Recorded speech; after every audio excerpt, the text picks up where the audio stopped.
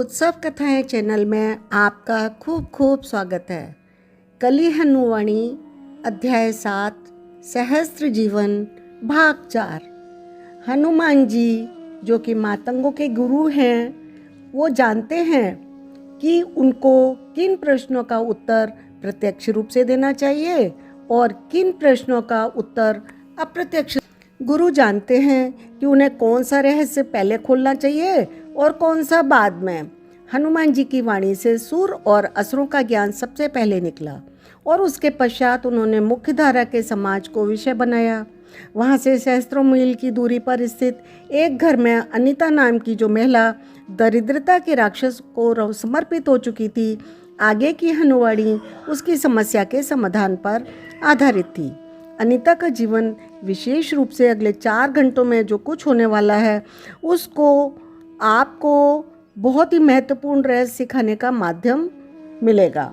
हनुमान जी ने कहा। हनुमान जी कैसे दिखाई दे रहे थे इसका विवरण करना असंभव है, या यूं कहें कि यह देखने वाले पर निर्भर करता है। कुछ जन उसका वर्णन ऐसे करते हैं, एक विशाल आकृति के रूप में जो सिर से लेकर पैर तक श्वेत बालों से ढकी हुई है। कुछ जन उनकी तुलना दूध जैसे श्वेत बादल से करेंगे। कुछ को वे मात्र एक प्रकाश की आकृति दिखाई देंगे, कुछ को प्रकाश की ऐसी अनुपस्थिति दिखाई देंगे जो इस संसार से मुक्त पाने की इच्छा रखने वालों के लिए एक द्वार का काम कर रही है। और उनको देख सकने वाले कुछ जन ऐसे भी होंगे जो उनका पर्याप्त वर्णन ही नहीं कर पाएंगे। वे कहेंगे कि आत्मा के स्तर पर घटित होने वाली घटनाओं का वर्णन मन नहीं कर सकता। कदाचित वे इतना भी ना कहें। हनुमान जी स्वयं अपने रूप का वर्णन कैसे करेंगे? उन्हें तो सभी सिद्धियां प्राप्त हैं, वे कोई भी रूप धारण कर सकते हैं। भक्तों की सहायता देने के लिए उन्हें कई रूप धारण करने पड़ते हैं, परंतु वे अपनी शक्तियां सांसारिक नियमों की सीमा में ही प्रयोग करते हैं।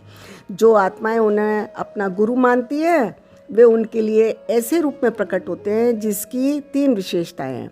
एक लंबी पूंछ, एक मनोरम आभा और एक विरूपिति हनु। इन तीनों विशेषताओं से जुड़ी 3 सीखें हैं जो किसी भी सत्य के खोजी के लिए सीखनी आवश्यक है। लंबी पूंछ यह स्मरण कराती है कि हनुमान जी वानर समाज में जन्मे और वहीं पर उनका पालन पोषण हुआ। यदि चेतना एक सीढ़ी है तो वानर चेतना उसके सबसे निचले सोपान से भी नीचे है, परंतु योग साधना से हनुमान जी ने इस सीढ़ी को चढ़कर चेतना का उच्चतम से भी उच्च स्तर पाया और वे देवत्व को प्राप्त हुए। इससे यह सीख मिलती है कि सत्य की खोज के लिए किसी महान वंश में पैदा होना आवश्यक नहीं है। हनुमान जी की मनोरम आभा देखेंगे तो आप पलकें झपकाना ही भूल जाएंगे। इससे सीख मिलती है आप बाहरी संसार में कुछ भी खोज रहे हैं उससे अधिक आकर्षक निधि आंतरिक संसार में है। एक बार यदि आपने भीतर की निधि ढूंढ ली तो बाहरी संसार आपको कुछ नहीं ढूंढना पड़ेगा। विकृत हनु के पीछे एक कहानी रोचक है। हनुमान जी वानर समुदाय में पले बड़े। वानरों की मान्यता है कि सूर्य एक विशाल फल है, न कि अग्नि का गोला। उनके लिए यह कोई अंधविश्वास नहीं है, वे इसी को सत्य मानते हैं। वे सूर्य फल के रस को चख भी सकते हैं, अपनी जिह्वा से नहीं, अपनी त्वचा से। जैसे अन्य फलों का रस वे जिह्वा से लेते हैं, वैसे ही सूर्य की किरणें उनकी त्वचा को रस की धीमी धार जैसी लगती हैं।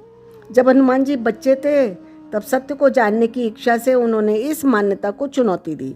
इसके लिए उन्हें दंडित किया गया और परिणाम स्वरूप उनकी हनु विरूपित हो गई। जब उन्होंने वानर समाज की मान्यताओं की सीमा को लांघ लिया तब वे मानव मान्यताओं के घेरे में आ गए। मानवों की मान्यता है जिसे वे सच मानते हैं कि सूर्य एक आग का गोला है। मानव तन मन द्वारा किए गए सभी परीक्षण इस मान्यता को सिद्ध करते हैं। मानव मन द्वारा एकत्र किए गए सभी साक्ष्य, मानव निर्मित यंत्रों द्वारा की गई सभी गणनाएं इस मान्यता को एक तथ्य के रूप में स्थापित करती हैं। परंतु युवा साधक हनुमान ने इस मान्यता को भी चुनौती दे दी। वे जानना चाहते थे कि मानव के तन मन के पहुँच से परे क्या है। वे हर मान्यता को चुनौती देते गए। अंततः उन पर आत्मज्ञान की वर्षा हुई। उन्होंने जाना कि वे एक आत्मा थे और आत्मा लाखों ढंगों से ब्रह्मांड को अनुभव कर सकती है। आत्मा लाखों प्रकार के किरदार धारण कर सकती है। मानव और वानर उनमें से केवल 2 प्रकार हैं। विरूपित हनु सभी साधकों को भी ऐसा ही करने के लिए प्रेरित करती है। मान्यताओं को चुनौती दो, चाहे समाज अथवा पूरी मानवता आपको दंडित करे, आपका उपहास करे, आपको अप्रिय नामों से संबोधित करे। विरूपति हनु अथवा अप्रिय टिप्पणियाँ एक बहुत ही छोटा सा मूल्य है। यदि आपको इसके बदले उस परम स्वतंत्रता के उद्यान में सांस लेने की सफलता मिलती है जो मान्यताओं की मलिन बस्तियों से परे है।